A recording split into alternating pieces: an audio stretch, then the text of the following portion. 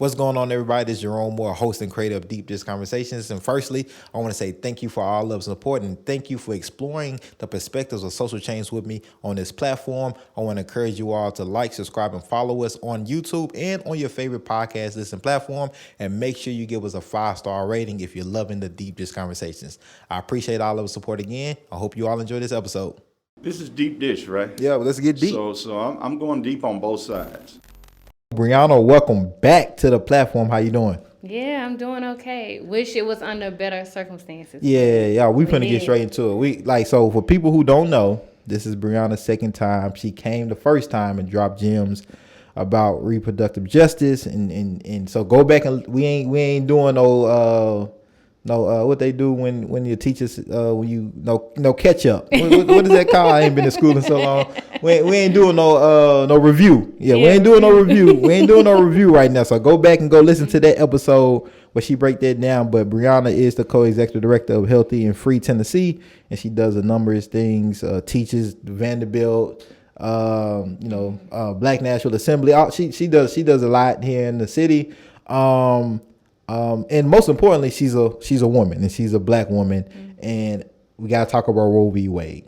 And so Briana warned us about this, that this could potentially happen a few months ago, and it has happened. They have overturned, the Supreme Court has overturned the Roe v. Wade decision, and now a lot of states here in the United States, unfortunately, abortions will be banned. Okay. I don't even know. I don't even know what it is. I have a lot. I don't even know where I wanna start. Yeah.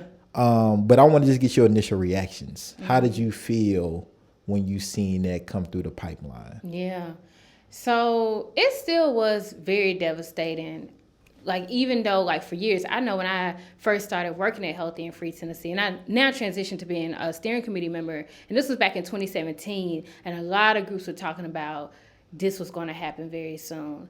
And so yesterday, I got a text message from someone, and she said, yeah, the decision came, and it's a complete overturn. Because there were different scenarios, right? Like, it was, maybe it'll be a complete overturn, or maybe it would just be weakening, like Roe v. Wade. But no, it was a complete overturn. And this was before, like, all of the news outlets came out with it. And it just still felt very overwhelming. It felt awful, to be honest. And kind of like, throughout the day, more things kind of came out, and especially what it would look like in Tennessee and what the Attorney General already is trying to do to ensure that, like, abortion is illegal very soon in Tennessee. And so, yeah, it was a hard day. And, like, different folks on, like, social media, some people I know, very scared and, like, had lots of questions.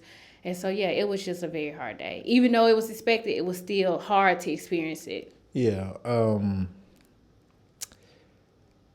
It's a lot of contradictory out there. And it is weird. And I like to be a person that thinks, like, I like hearing different perspectives around social change. Like, that's the purpose of even this. Like, even if I don't agree with you, I want to hear it and know, and so because I can learn something. And I learned a lot from our first conversation that we had, specifically about reproductive justice and just how that kind of gets overlooked compared to a lot of other crises that we have in our social justice society, with people that's trying to push for reform, change, abolishment, all these things around particular areas. And so you have this divide, right, in a way, pro-life versus pro-choice. I think I know which one you are, but I want you to just tell us which side are you on, and break it down. If you can break both sides down for us. Yeah. Well, first I want to say that's a false binary. That's something the right has said, pro-life versus pro-choice. But I can for sure talk about what that has typically meant. But just to say that, like, we push back on that. And I think one thing I uplifted the last time was when we talk about abortion and who gets abortions, over 50% of the people who are getting abortions are already parents. So this is a full cycle thing. One day, you might be terminating a pregnancy and you are not a parent, and one day maybe you already have 2 children. So going back into this pro-life, pro-choice is very much so a falsehood. But typically, folks who have kind of kind of put themselves in this binary with pro-life is saying, I don't like to use the language of the right and what they say, but it's under the guise of, being for children and protecting children and families. And that's something too that has evolved throughout time. So even thinking about, and I'll talk about this a little later, like, abortion wasn't the hot button issue it is now. Even back in the 70s, a lot of evangelicals who, were the voting bloc that got organized and mobilized, they didn't even really care about abortion. It was considered a Catholic issue. And so just kind of like throughout the years, it was this first focus on like the fetus. And then over time, because, a lot of folks are saying, well, you don't care about the woman. The right has used like this language around protecting women and children. And so ultimately, they're anti-abortion. Okay. That's what it comes down to. And you can even think about it in those terms. People who are trying to support abortion and people who are like against it. Instead of pro-life, pro-choice. Okay. Yeah, and so, even folks in that camp, they might say, well, no, like, we're not against X, Y, and Z, but really, that's what it comes down to. Right. And people who typically been, like, in the pro-choice camp, and again, some of this goes back to, like, white feminism, because some of, like, these dynamics have, like, kind of emerged as a result. But people in the pro-choice camp, there are complexities also within that, because you have some people who are like, we don't need a reason. If you want to terminate a pregnancy, if you do not want to be pregnant, you should have the right to do that.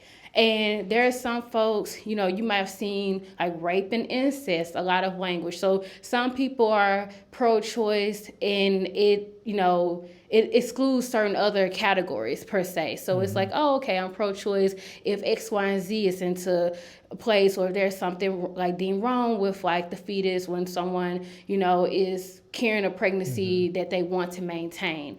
But typically, like, especially in the media, to break it down just in simple terms, pro-life, anti-abortion, pro-choice, you support abortion to a certain extent. All right.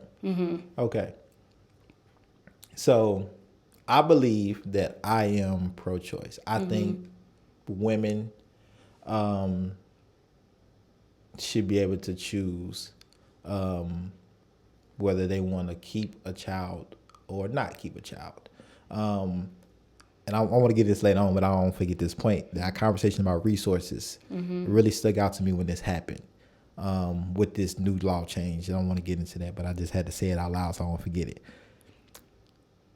But I also believe, and this is when maybe my manliness comes in, I also believe fathers should have a say in their choice.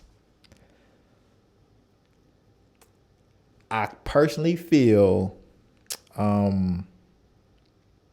we made the baby together, right? And I don't want to use any type of wrong scenario, but me and my girlfriend made a baby together, and she didn't do it by myself. She didn't do it by herself. I didn't do it by myself. And if she says, "Hey, I want to get an abortion," I feel like I should also have a right into how that happens, if that happens, because we did it together. Because once the baby comes out, we have to make choices together about it. Is that thinking harmful? Am I just wrong? Is that just complexities of the situation? Because that's something, and I know it's a weird time to bring it up because I believe this should be a woman-driven thing, but I don't think fathers should be ignored in this situation either.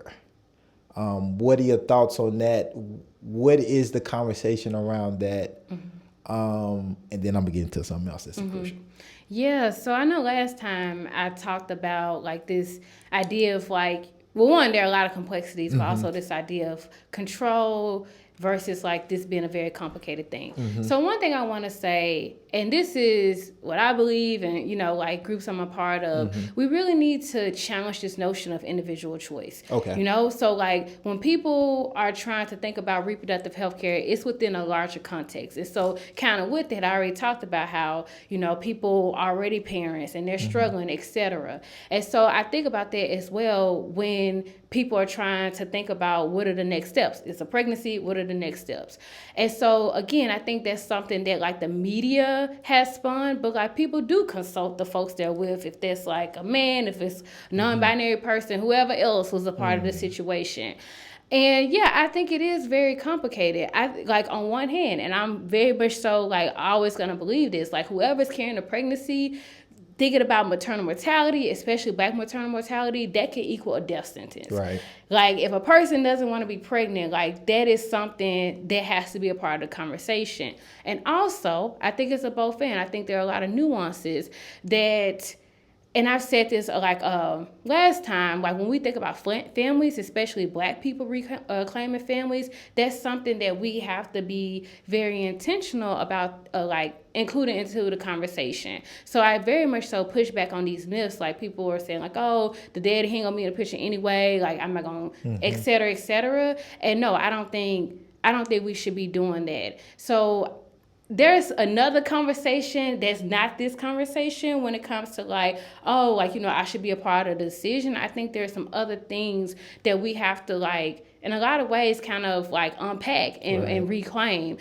Because if you are in a relationship, and again, you've done a lot of unpacking, all the anti-Blackness, all these different things that come up in our interpersonal reactions, you know, that wouldn't even be like a question. Right. And so I think there's just so much, you know, and I've seen people say, I don't know if this is a question, but want to speak to it a little bit. Yeah. That like people should just get vasectomies. Men should get vasectomies. Yeah, I've seen those posts this week. Yeah, and that's messed up, right? That's very messed up, because if this is an issue of bodily autonomy, and that's what, going back to reproductive justice, how that's different than reproductive rights, and how like again, it's not about an individual choice.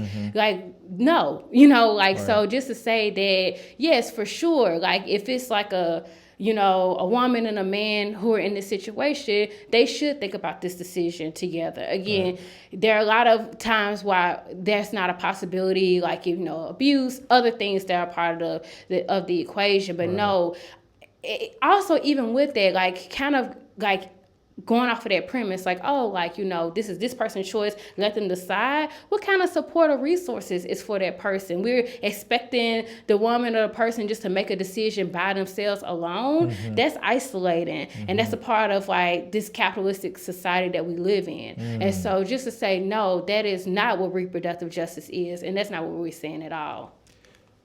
Another narrative that's out there that I hear a lot, and this is media.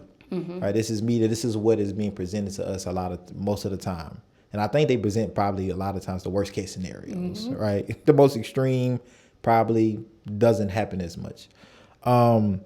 Is that man shouldn't even have an opinion around what happens to women's body. To me, that's a slippery slope. That's a very slippery slope. Because I think if that's the case, right, if someone, you know, believes that, I think that can be broken down into, well, is that goes down to racially? Should white people be making decisions about Black people's lives? Vice versa? I think that's a real slippery slope to me. What are your thoughts on men, and particularly white men, making decisions about women's body, what happens, what don't happens? Should they? Are men qualified? Is it the qualifications based on sex/gender identity? What are your thoughts on that? And we didn't get into this last time. So I'm real curious about your thoughts on that particular question. Well, first of all, when we think about pregnancy and people who had a capacity to become pregnant, that includes trans men and non-binary folks. So just that statement in and of itself discounts, you know, those folks who are able to become pregnant. So when you say like simple, like man, you know, like let's just get more specific. This is what I'm saying. So like white cis men, and you know, this comes up a lot because the people who are in office, legislators at the state level, thinking about at the federal level, these tend to be these cis heterosexual white men. And so in that context, you know, again, thinking specifically, I think the specificity is necessary. Then it is saying, like, when we think about this larger legacy, dating back to chattel slavery, also in thinking about what happened to indigenous folks and the reproductive oppression that they experienced. There was cis heterosexual white men making those decisions. And so when we, fast forward to today, it is saying that, like, no, you don't get to decide. And also, like, it's still a part of patriarchy, but just to uplift. I saw an email from Marsha Blackburn today who said, oh, I'm so excited that this happened. So just to say, like, if we take it out of like kind of like the people and like these systems that people are upholding and perpetuating, that makes it clear. Because there are folks, like, again, you would think like, oh, okay, let's say a woman, a person who has capacity to become pregnant, some of them say some very awful things. Again, it's still a part of patriarchy. It's still this larger system. That is what's like kind of coming in and saying that like we get to control and get to exert power. And we should always think about it in that way, because then we end up putting people into office, right? Who then take anti-abortion stances. And so it's more than identity with this. Yeah. Okay. Now that's I'm glad you broke that down. Again, I'm learning. And so whenever I say anything wrong, correct me, as y'all see she gonna do. Because and this is the thing. This is the thing. In my conversations, it's so many terminologies. It's and depending on your proximity to that community or a community, you may know some, you may not know any, and so feel free, please, let me know. Because I'm a straight black man, and so my verbiage is kind of it's gonna be that. Yeah, so I'm just saying I'm learning. So I don't want look. This is a brave space. So I'm saying what I need to say to try to convey the point. But like, feel free to break those things down, nuances down, and so everybody is included and respected. So I this is guy Matt Welsh. His name is Matt Welsh. He came out with a documentary that I actually had a guest that was a part of. Did not know it. And this documentary is called "What Is a Woman?" And he clearly has an agenda or a point that he's trying to make with the documentary, right? Around trends, around the gay community, around figuring out what is a woman. What does that mean to women and people who identify, those who identify as a woman. After watching it, one thing I came out clear about, that it seems to be no unity, I would say. It seems to be no unity around terminology and what that means. The word woman means something different. I've come to learn from that documentary and then conversations I've had to different people. Yeah. Right? Which to me was like kind of alarming a little bit. Because when I think of language, especially in social justice kind of perspective, it's clear to understand that we all kind of, when we use the same language, we mean the same thing in a way. All right. And that, it seems like that's not the case. And it's an umbrella term. Yeah. Right. Which I think which is fine. But also I think it can be, depending who's using it, can be helpful or harmful. Is there, especially we talking about reproductive justice, and you brought it up as far as, hey, we don't want to exclude anybody that might be considered in this. What is a woman to you? That's the question. What is a woman to you, and what does that mean to reproductive justice? If you can break that down for us. Yeah, and of course, like, my position as a black woman, like going back to what you said, it's going to differ depending on people, depending on like your race. There are a lot of other things that come into play. But when I think about like being a woman, it's not like the just again, the things that, we've been taught to believe, like, especially with this binary. And I talked about last time, like, I know for folks of, back in the 40s and 50s, that's at least what we, kind of come to believe, talking to our grandparents, that like being a woman meant taking care of kids, having kids, taking care of the house. And then, I like shared that Black women never, have had the luxury, for the most part, of like just staying in the house. They've had to work. Right. And in a lot of ways, like thinking back to chattel slavery, Black women weren't, not only were they not considered to be like women, they also weren't, we weren't considered to be human. Right. So I think just to say that, like, as a Black woman, the question is very complicated because, that is my lineage, of the ancestors in my family, like they were not considered women. Right. And so I think about, I guess, like gender and like thinking about like woman, in its relationship to like larger systems. Like I think, like for me, being like when I think about being a woman, some of it's like, things that my mom taught me, my grandmother taught me, and there's something also in that too, like especially as a Black feminist, that I've had to like kind of like challenge folks around being a woman, like, oh, I can do these things too, I can go to school too, and so if like I guess around this piece of like reproduction and like having the capacity to reproduce, and you kind of already said it, like even in like being inclusive, like there are women. I knew someone who was in my church, like she couldn't have children. There were there was just something wrong with her, I believe it was her ovaries. And so just to say, because I think a lot of folks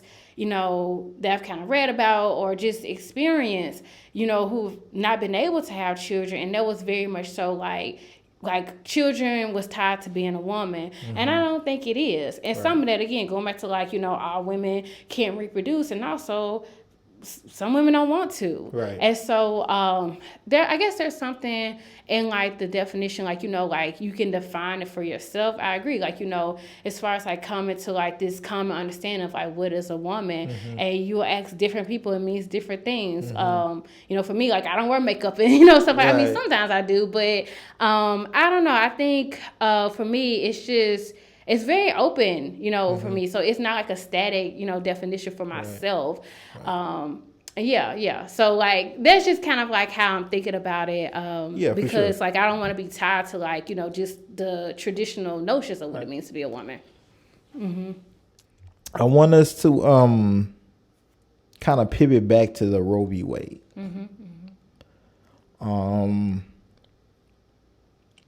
We know that bans are coming. Some have already been in effect.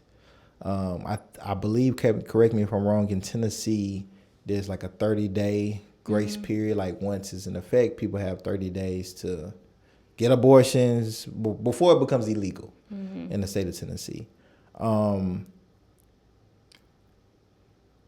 What should be the next steps after Roe v. Wade? And then I remember in the beginning, like I said, I had this question I want to ask you because what you said in our first conversation about resources really, like it really hit me. It really hit me. And so what should be the next steps for community around Roe v. Wade? Well, first I want to provide some context because one, like Supreme Court decisions, and this decision is over 200 pages, right?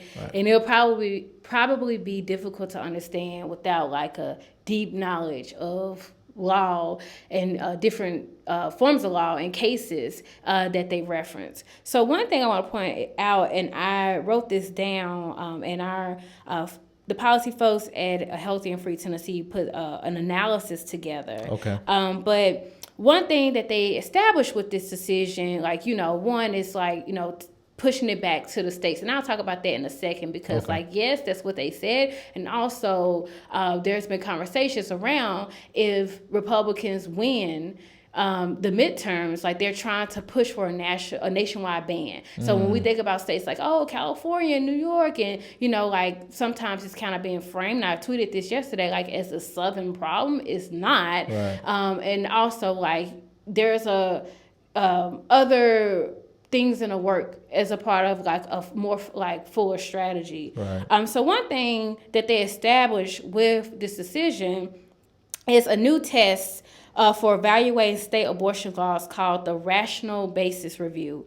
And so this requires that the court examines if the legislature could have had a rational basis for the law that served a legitimate state interest. And so going along with that, it's like, okay, if it's this type of ban, and going back to like the case that they heard was in reference to a 15-week abortion ban in Mississippi that, you know, got challenged and made its way all the way to the Supreme Court. And so what this is saying that like the court is establishing that when it comes to this Mississippi 15-week ban, the state had a legitimate interest in pushing for such a ban. Okay. And so what this means is very concerning, and it's concerning for a place like Tennessee, especially as, you know, there's so many, of course, anti-abortion restrictions already on the books, but then also the trigger ban. So one thing I kind of like realized yesterday as I was reading this article in the Tennessean, yes, that's the trigger ban, and, you know, like the 30-day period is true. And also, when abortion bans have been signed into law, and this, you know, this is a part of the strategy that got us here.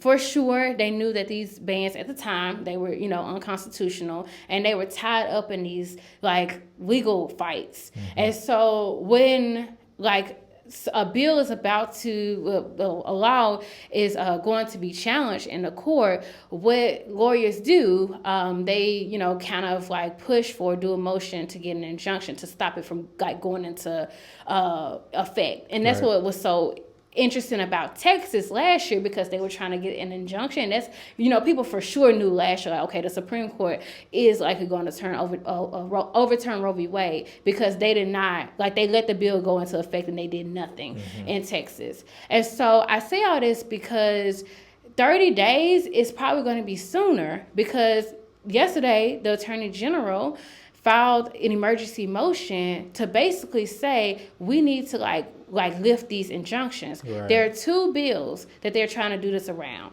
So in 2020, Governor Bill Lee, when the pandemic first popped off, signed into law this 6, 8, 12, etc. It starts at 6 weeks and goes up to 24-week abortion ban.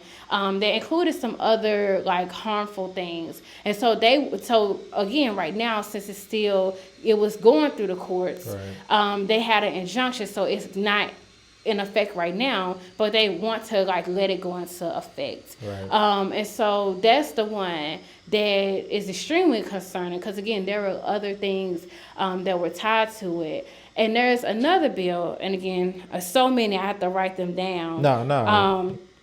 There's another lawsuit that is around the abortion reversal pill. So that's something, again, that, you know, the legislature passed.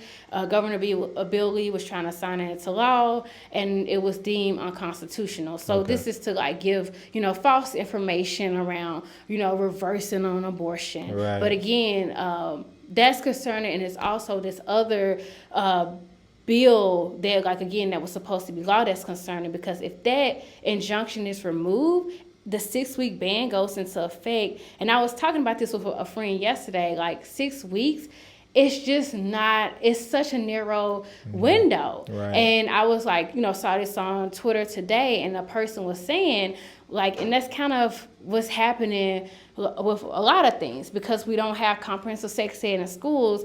Thinking about like how pregnancies work, people are like, oh, this is really how it works. And so, you know, I was explaining to a friend yesterday, so like if you miss your period in May 15th, I'm making something up, right? And, you know, like it comes this month and you're like, oh, you know, maybe I'm just late. When you go to a clinic or you take a pregnancy test, you're pregnant. And you might be like, oh, you know, my period was, maybe a week late, so maybe I'm counting back to when my period is supposed to be.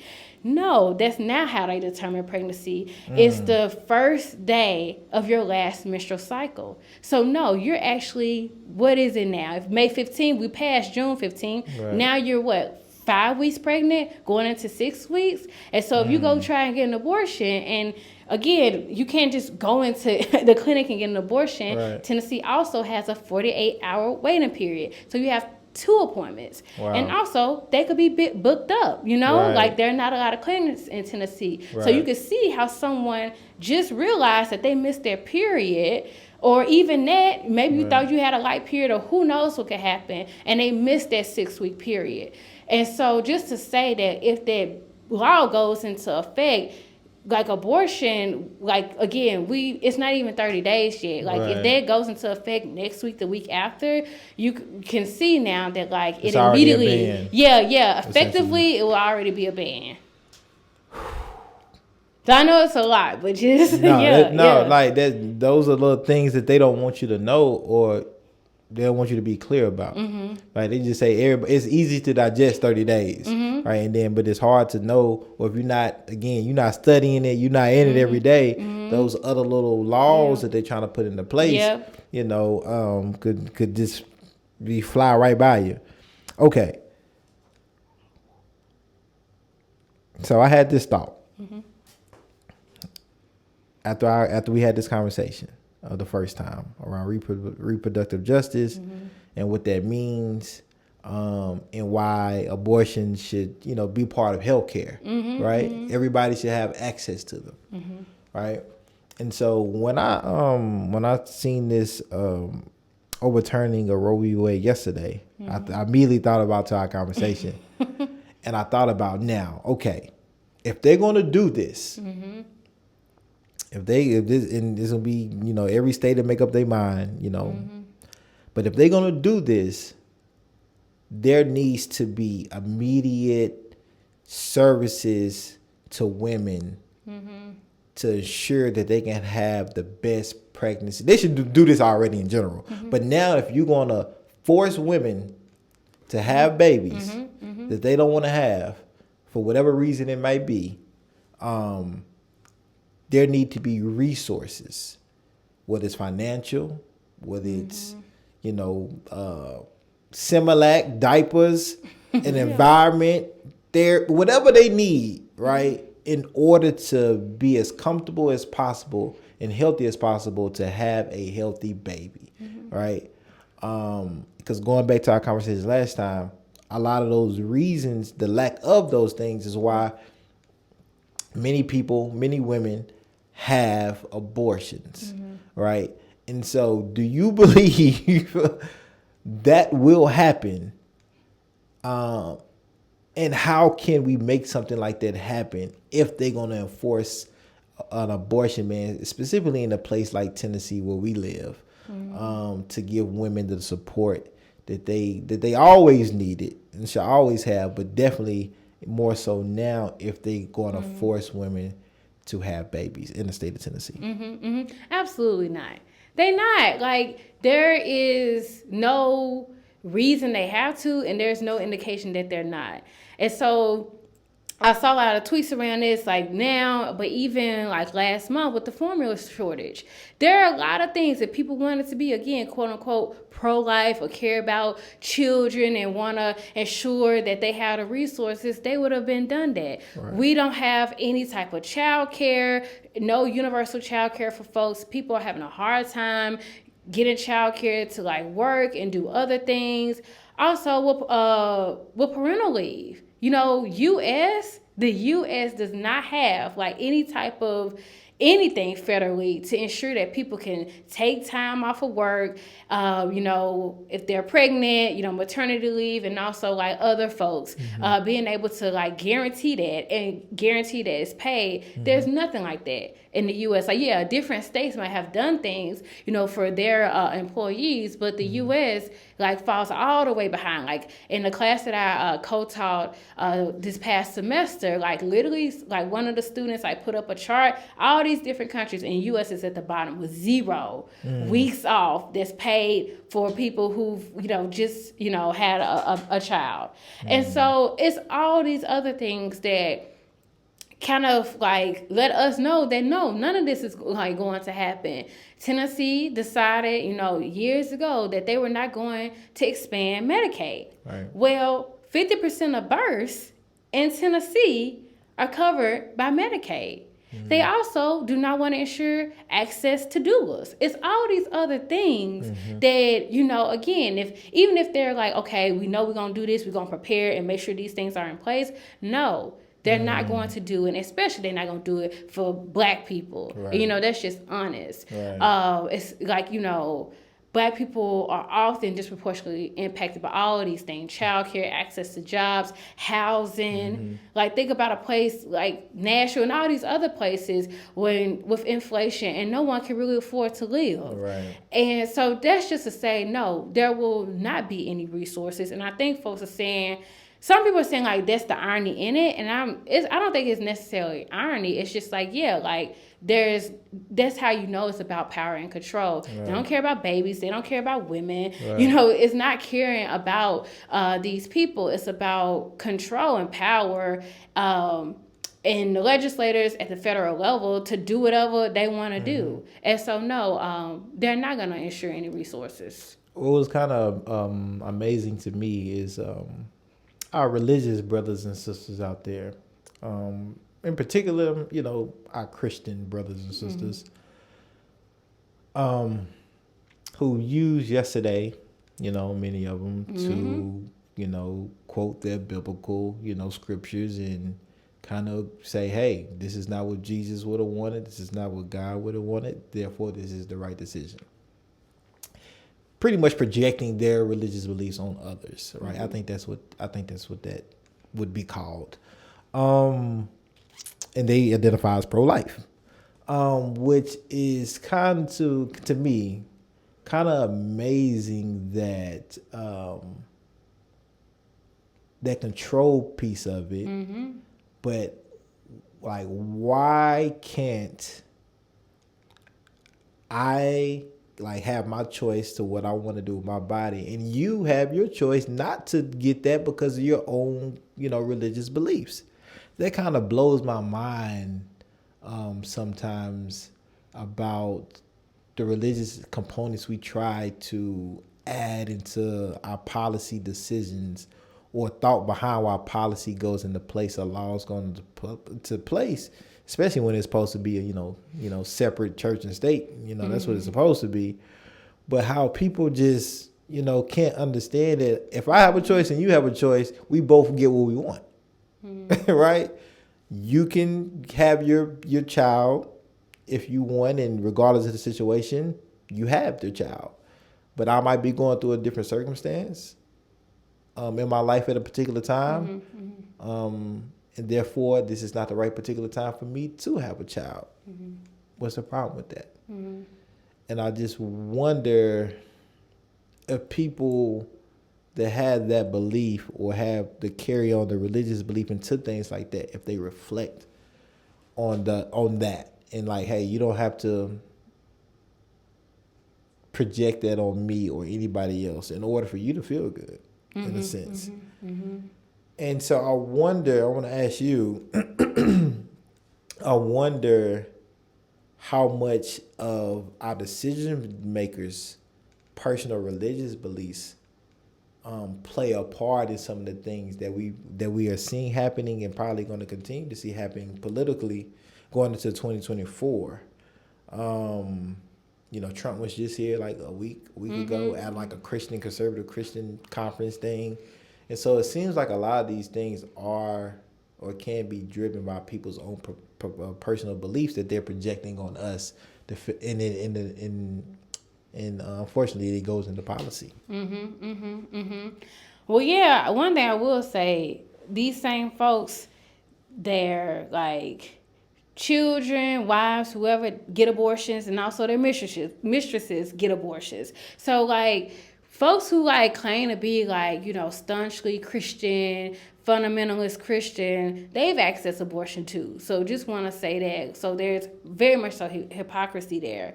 And I was on a panel last week, and we were talking about like faith and reproductive justice, and I was sharing that like, again, that's like the right that has like told us that they're antithetical, like either you're a person of faith or you're a person who supports reproductive justice. And there are folks for sure, people who started reproductive justice are people like of faith. Right. And like spirituality and faith is just so much a part of reproductive justice work. So again, going back to those false binaries, that's another false binary. But even like going into like what's happening now, and some of this, I think on one hand, there are very much so folks who are like, well, the Bible says this, and you know, for sure, ignoring like the teachings of Jesus, no compassion, right? And on the other hand, I think about how religion is used as a tool. So going back to what I said about like, you know, how do we even get in this situation to begin with? People like Ronald Reagan, George Bush Sr. Supported abortion back in the late 60s, early 70s, and how Paul Weyrich and other Republican political strategists kind of came together because there was this issue, right, in the South of desegregation of schools. And there was a university, this religious university, Bob Jones University. And the white folks, they did not want to admit black people, and that's just what was honest. But since they were nonprofits, they were going to be subjected to lose their nonprofit tax status. And so, it, you know, in the wake of, you know, coming out of like the civil rights movement, they knew they had to shift. And so it's like, okay, we can't outwardly be racist. Right. So what is an issue that's going to really, in a wonderful documentary, Reverse and Roll on Netflix, kind of like outlines this. And so it's like, what is an issue that's going to like pull at people's heartstrings? And here in evangelicals, they have not been really organized as like a voting bloc. Like they're not really voting. We need to get them to vote. So let's use abortion. And so just to say, even then, so this really kind of came to be in 1979, and we see the election of Ronald Reagan is like solidifying the rise of the right. And again, you could just see clips like in this documentary, like Reagan saying, oh, like, yeah, people do need choices and reproductive health care. And a few years later, oh, abortion X, Y, and Z is a sin. And so again, like that is used as a tool.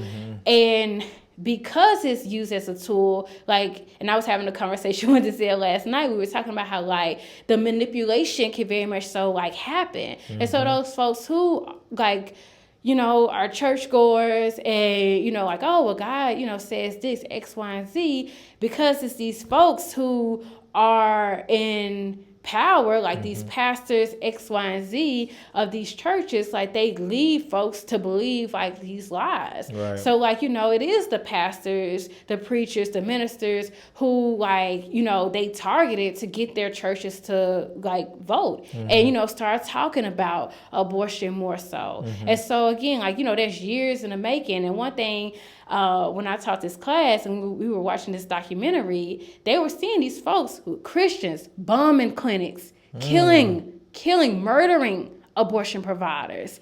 That's called abortion terrorism. Yeah. And that's so, what that is. And so again, but going back to like preservation of, you know, all these different things and the quote unquote sanctity of life. Right. Okay, so you know what? Bombing a clinic, harassing people outside of Planned Parenthood and other clinics, and I know you talked about that last time. You just go down there and you see people outside. And one thing, I was a part of a conversation yesterday, and someone from a news outlet, you know, was talking about like being down at Planned Parenthood, and someone was saying, "Yep, yay, Roe v. Wade is overturned, and we hope people get punished."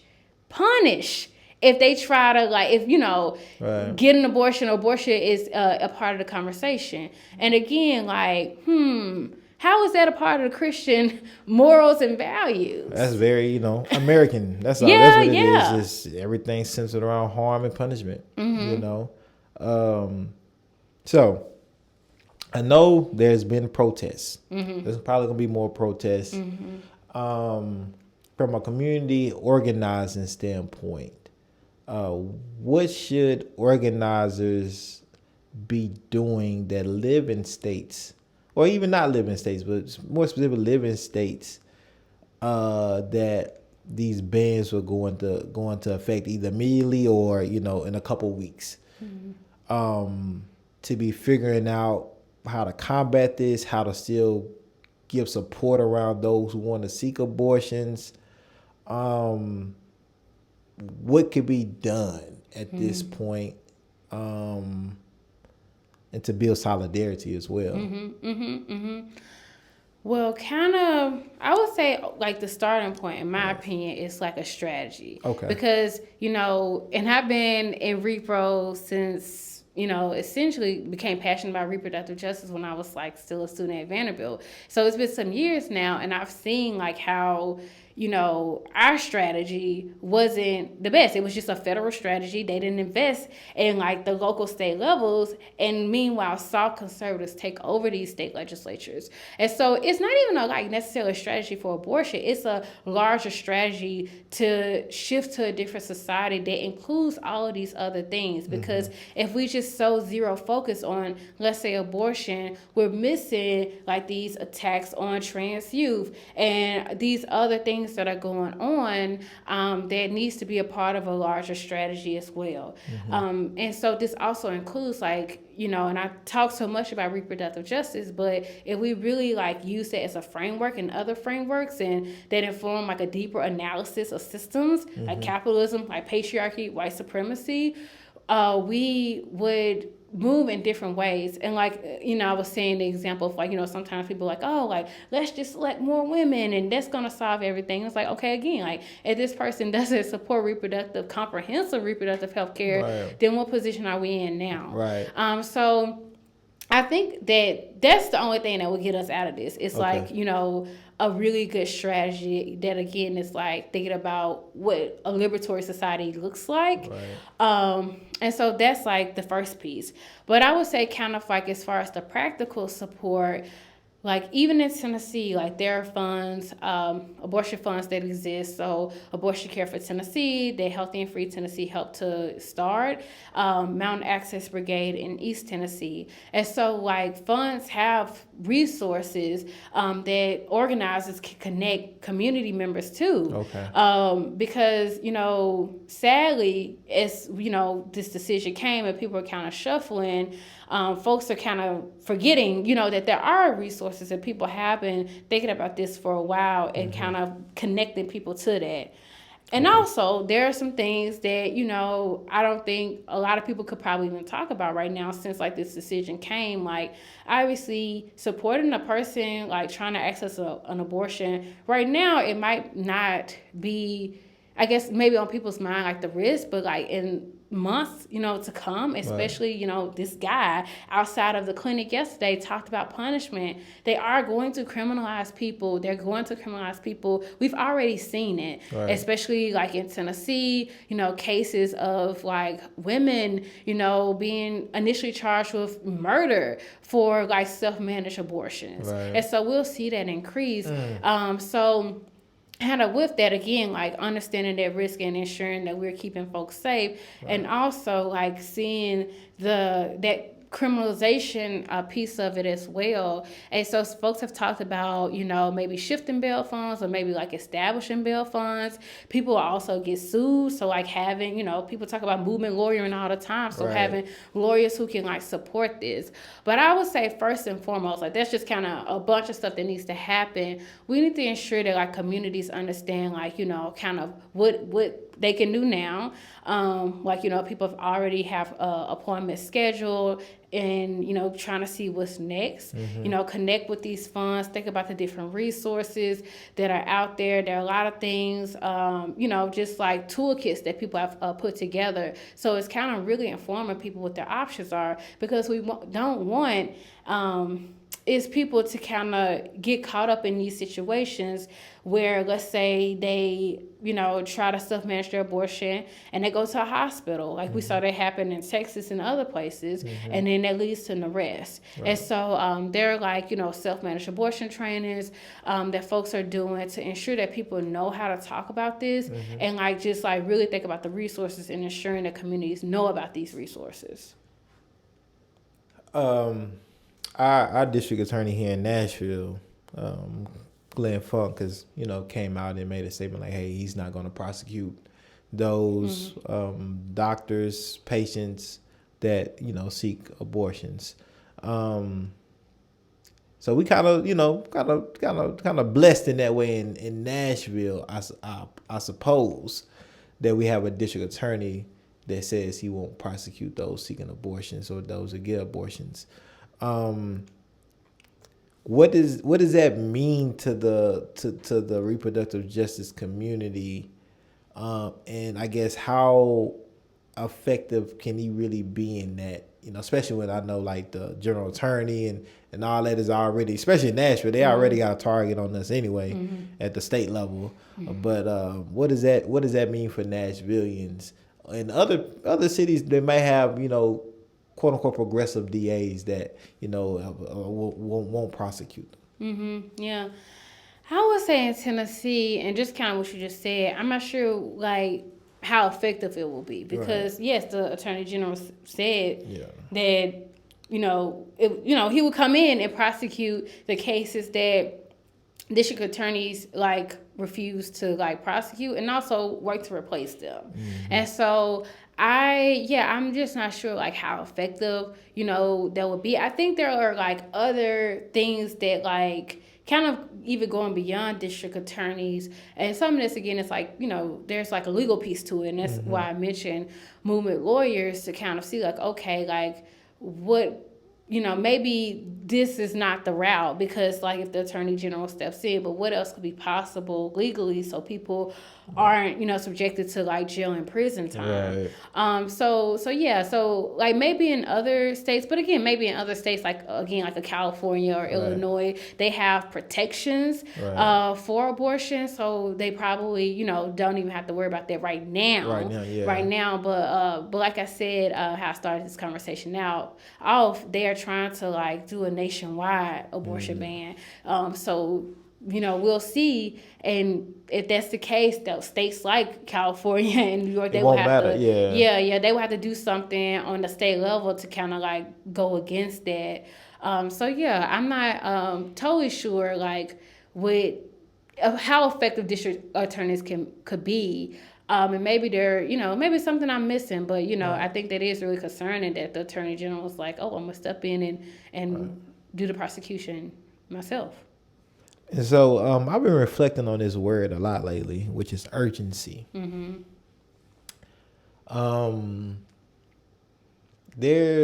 are many crises, and you know, politically they're not even trying to hide. I feel like some of their agendas, they're not even hiding. They saying, hey, this is what we're trying to do. This is what we want to do, and this is what we're going to like to do to make it happen. This is how we're gonna do it. Which is alarming on so many levels, rooted in, you know, structural racism, white supremacy, and so many other things that historically just, you know, are perpetuated in this country through our communities. And when I was looking at the protests, like, you know, yesterday, I said, well, you know, that's not going to be enough, right? Like, that's good for mass communication and making people aware who may not be aware and dramatizing the issue. But at some point, just as extreme as certain individuals in our political sphere are going to create culture and create harm, organizers, activists, people that care are going to have to respond differently at some point. In order to actually stop these things from happening. What are your thoughts on what other things must take place or may have to take place in order for our government at a federal, state, local level to really understand and realize that we're not just going to sit by and like take this being done right in front of our face. So many targets are put on people's back. So it's a target on women's back. Always has been. And it's a different target for black women. It's a bigger target. Just the anti-blackness in general. The gay community has a target on their back. You know, housing crises, you know, livable wage crisis is like poor folks. And what I am seeing is we always say, hey, the time is now, it's urgent, right? But our urgency is looking a little different than their urgency, because they being super urgent, right? They ain't, and I feel like our urgency is just are the same tactics that we have been doing when something harmful is being done to community, to a marginalized community as well. So what does urgency look like for you, and specifically around reproductive justice, and what are we going to have to really do that goes past protesting at the plaza here in Nashville, or past just tweets and, sharing information? Like, what are we going to have to do as like people power to say, all right, enough is enough at this point? Which could be a very difficult conversation to have, and ideal to really wrap your mind around, depending on the type of person you are. Because, and I try to say this all the time, no liberation has ever been won without some type of physical fight. Mm-hmm. Like, no liberation has been given diplomatically to oppress people. Mm-hmm. And so that's hard for a lot of people to swallow, I'm sure, because that ain't for everybody. And it doesn't have to be for everybody, but it has to be, I believe, some community realizes, like, okay, like, there has to be a level to what we're doing. Like, there's been different levels to what they're doing. One, I would say, and that was a long soliloquy, yeah. So I'm sorry, y'all. Y'all know y'all came here to listen to Briana, not me. One thing I would say, especially with the right, like, I think a lot of these things feel urgent now, but they've been building for years, for decades, for generations. And also there's some things more so on their side, like they got way more money, resources, like lots of resources, the military, all the things, in their favor that they can use at their disposal, which they always will have. Like, unless something happens, they always will have that advantage. But what we have, because I think about urgency a little differently now, especially maybe starting since 2020. But we don't have that much time, left to, like, even think about what the planet, right, and like. And climate change, global warming, so we just don't have time. Is on our side.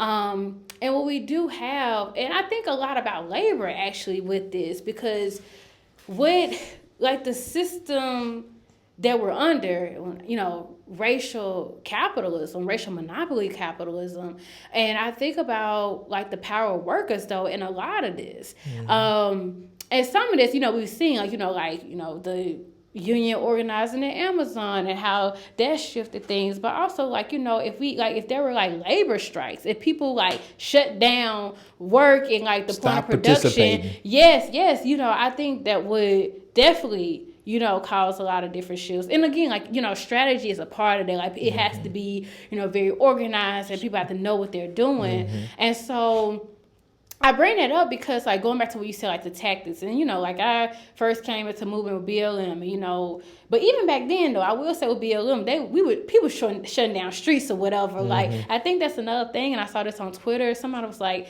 if your protest the oppressor approves of your protest, maybe you need to rethink this. And so, like, a lot of actions today, I think some people have gotten it together, like, oh, okay, let's not invite police no more. Right. Like it's like a whole cute little thing. But, I think people should always, have the ability to do actions. I think we have to think about them in a different way, for sure. It also, too, like, one thing I think about, and, saw this in 2020, there were a lot of actions, and, like, there's, have those people been sustained in movement? Because we need people in movement, and, like, people to understand that it's a lot of hard work, and it's beyond, like, actions. Right. So I think that, like, I guess some things that, like, some tactics that, like, we've used in the past that, like, I think sometimes it's like, oh, like, it's not going to work, especially things around labor. But I think we should revisit some of those things, because I think those things will, like, have the biggest impact. Like, it'll be really felt. And I think conditions are changing. Like, we already saw what Clarence Thomas said,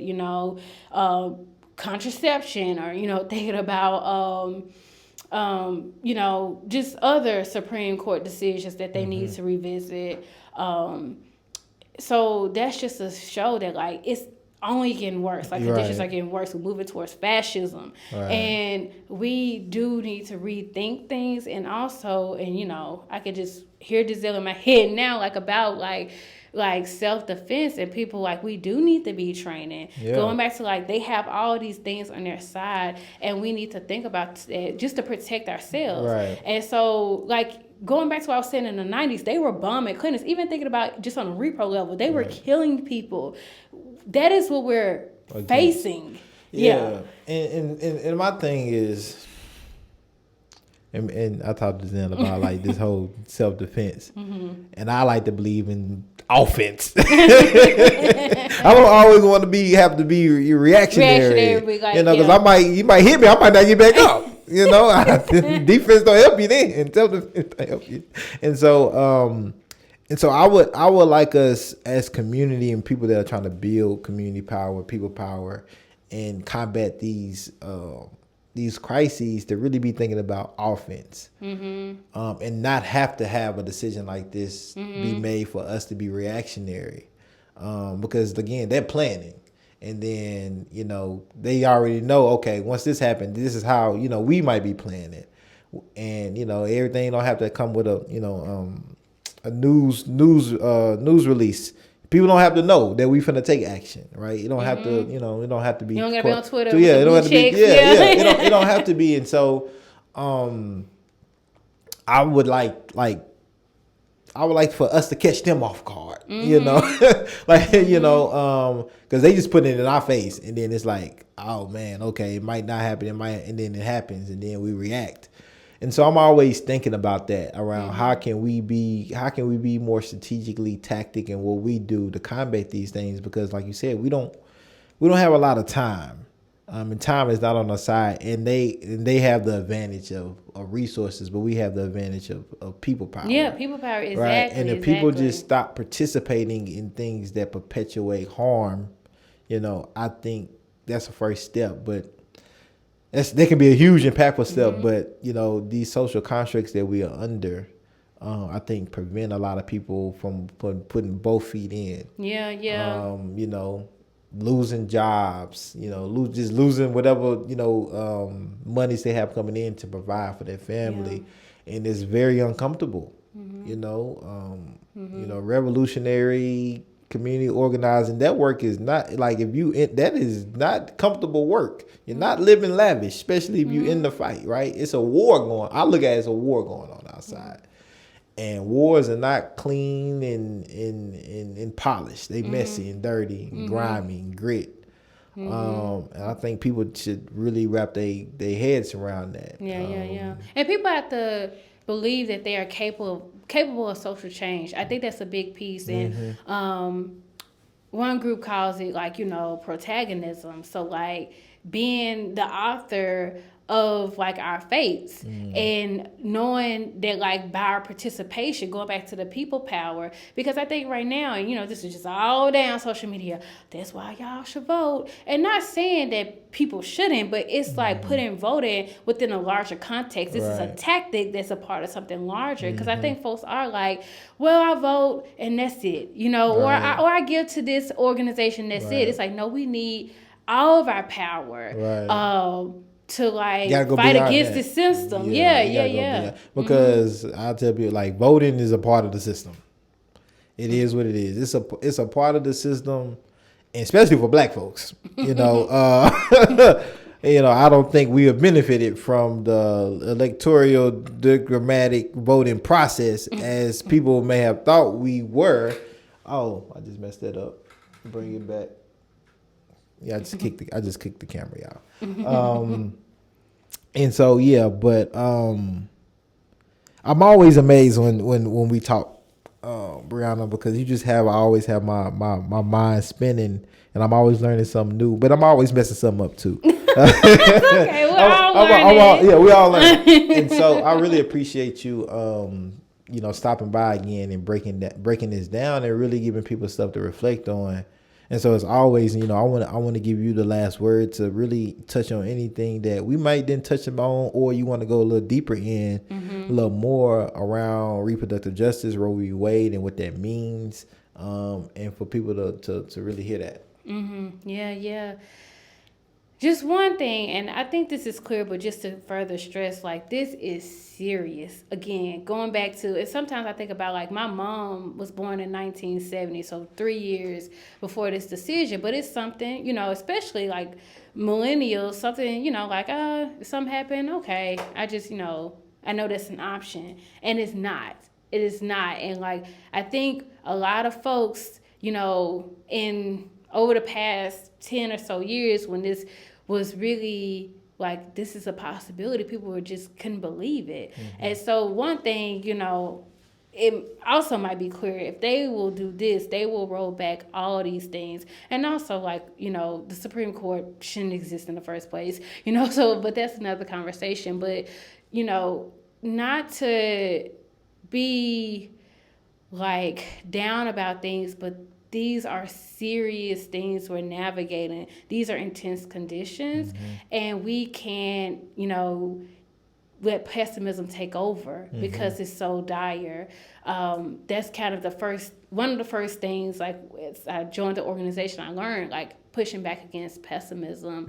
And I think about what Mary Kaba says about hope and it being a discipline. And that actually took time to go and read through the excerpt from the interview where she talked about hope. And she said it's something that you constantly are practicing. You're waking up and you're saying, like, I'm going to choose to fight in the midst of so much turmoil, in the midst of so much oppression. I'm going to choose to have hope because I know that it's going to get us through to liberation. Right. So that's one thing I want to uplift, because I know it just feels so overwhelming. And, like, it's just easy to tap out. But this is really the point to kind of really come in and dig deeper. Because, again, things are unfortunately going to become more intense. But we do have people power, and we can really build, in my opinion. If people want to learn more about reproductive justice, Roe v. Wade, and just be informed, how can they reach out to you and the resources that you have, or have access to? How can they contact you if they want to help build, volunteer, all those things? As far as, I'll start with, like, what's happening and, kind of even thinking about it in the Instagram, like, graphic. Definitely follow Healthy and Free Tennessee. So Healthy and Free Tennessee on Facebook, Healthy Free TN, Instagram and Twitter. Like, there are different graphics that they're putting out, like, every day, talking about, like, what's been happening, what's currently happening, what does all this means, giving updates too. I also, want folks to follow, like, the abortion funds in Tennessee. Like, I, shout out Abortion Care for Tennessee, and also Mountain Access Brigade. And to find me, I'm connected, still to Healthy and Free. So go onto our website, and we just have, like, all of these different things. I definitely would encourage people to check out Sister Song, to learn more about reproductive justice and, how it's different from reproductive rights and what this means for, like, other social justice issues as we think about abortion as a part of a larger context. So that's very helpful now, because people, unfortunately, with the Handmaid's Tale, all that stuff, people, it's just like, no, people of color have been experiencing reproductive oppression for some time. Right. So just really, like, what is reproductive justice? Go into Sister Song's website. And I would encourage y'all again to go listen to the first conversation me and Briana had. She went in depth more so on reproductive justice and the difference between reproductive rights. And I just appreciate you and the work that you do, and just being an amazing Black woman. I appreciate you. Denzel, you're the lucky one, just to let you know. But I look forward to having you back to talk more about this, because, again, I'm learning every time that we talk. And I just think, especially as a man, we just need to be in closer proximity to women when it comes to these kind of conversations, and so we can learn to grow. But also too, so we can just let our thoughts be heard, and so y'all have an idea on what we're thinking, how where we coming from, right or wrong, right or wrong. So y'all just know, and so y'all know when to say, that's interesting. Oh no, you're wrong. Like let me help you get your terminologies and your whole just thing together. So I appreciate you for doing that for me. And until next time. Yeah, until next time.